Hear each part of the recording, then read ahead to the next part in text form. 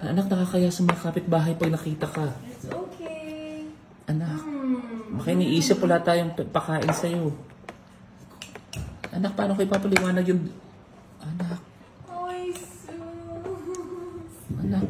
Louise recently took to Instagram to share a video of baby Rosie during her feeding time. The clip, capturing the adorable moments of Rosie enjoying her meal, has gone viral quickly. Aside from the netizens, Vilma also left a cute comment about her granddaughter. "Go go go my baby peanut. Enjoy your food," she penned.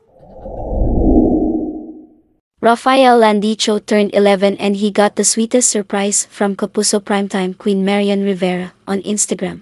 The Volts V Legacy actor shared a video of Marian giving him a wrap box. When he finally opened it, Rap jumped for joy at seeing a brand new iPad mini. The two shared a hug. Best day ever. Thank you po at Ian at Marian Rivera sa birthday gift. Kaya po pala, di mo ako masyado pinapansin, kasi may pa-surprise ka po. Super happy. Love you, mommy. Marian and Rafael are starring in Against All Odds. It is Marian's comeback project after her 4-year acting hiatus. Marian is also starring in the upcoming family drama movie Rewind, alongside husband Ding Dong Dantes. The project marks Dong Yen's return to the big screen. It is an official entry to this year's Metro Manila Film Festival. Kapansin-pansin ang magkasunod na cryptic messages ni Killeen Alcantara at Carmina Villarroel sa social media tungkol sa peace. Si Killeen ang girlfriend ng anak ni Carmina na si Maevie Legaspi, bagamat napapabalitang break na umano si Killeen at Maevie. Martes ng gabi, November 28, 2023, isang makahulugang mensahe ang ibinahagi ni Killeen sa kanyang Instagram story. Mababasa rito na tinuruan siya na ang pagiging tikom ng bibig ay magpapanatili ng kapayapaan.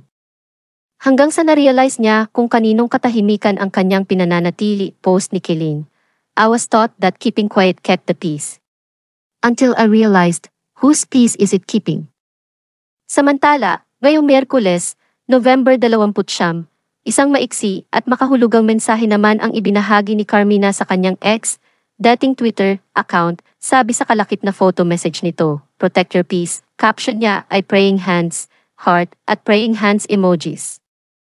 Nitong mga nakaraang araw, nakakaintriga ang mga post Carmina sa ex pa din dahil tila parinig ito sa isang taong tila sumisira umano sa pangalan ng dalawa niyang anak na sina Maevie at Cassie Legaspi.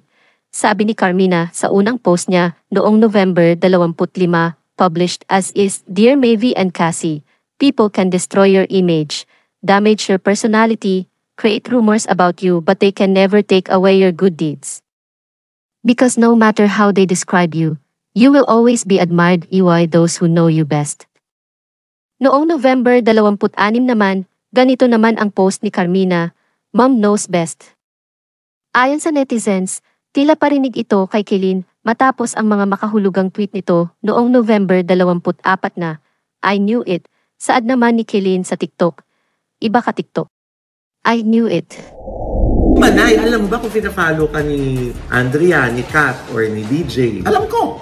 Actually, noong isang araw, nakausap ko pa si Daniel. Sabi niya sa akin, "Ilan-follow ba ako? Galit ka sa akin." Muling nagsalita ang host na si Robby Domingo para linawin ang umano'y pag-unfollow niya sa Instagram sa kapwa niya kapamilya stars na sina Daniel Padilla at Andrea Brillantes. November 21, 2023, kumalat sa social media na ang ibang malalapit na kaibigan ni Catherine Bernardo ay in-unfollow sina Daniel at Andrea. Kasunod ng napapabalitang hiwalayan ng Katniel, dawit sa umano'y hiwalayan ni na Daniel at Catherine si Andrea, na siya ngayong iniugnay sa aktor. Bagamat nauna nang iginiit ni na Robby at Direk Cathy na hindi nila pina-follow ang dalawa kaya walang lumalabas na Daniel at Andrea sa kanilang following list. Nitong Martes, November 28, muling nagsalita si Robby sa vlog sa YouTube ni Ogie Diaz hinggil sa issue.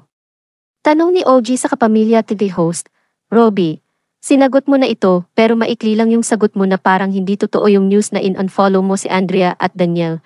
Pina-follow mo ba sila in the first place?" Mabilis na sagot ni Robby, "Hindi po. Yun din yung iniisip ko, na hindi ko rin alam noong una pa lang kung ano yung handle niya, kasi kung hahanapin mo na Andrea Brillantes, hindi lumalabas, ang lumalabas ay blinded katulad din yung kay Daniel, parang Daniel Padilla, pero ang lumalabas, Supremo. Hindi man daw pina-follow ni Robbie, sina Daniel at Andrea, ay hindi ibig sabihin na galit siya at hindi na niya ito mga kaibigan.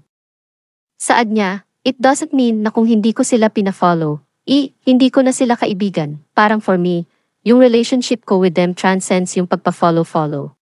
But we're good, sa katunayan, noong matapos daw paghinalaan ng netizens, si Robbie na in-unfollow niya si Daniel ay nagkita sila ng kapamilya aktor. Wala raw silang ginawa kundi magbiruan at pagtawanan ang issue, tanda ng pagiging ayos ng kanilang relasyon bilang malapit na magkaibigan.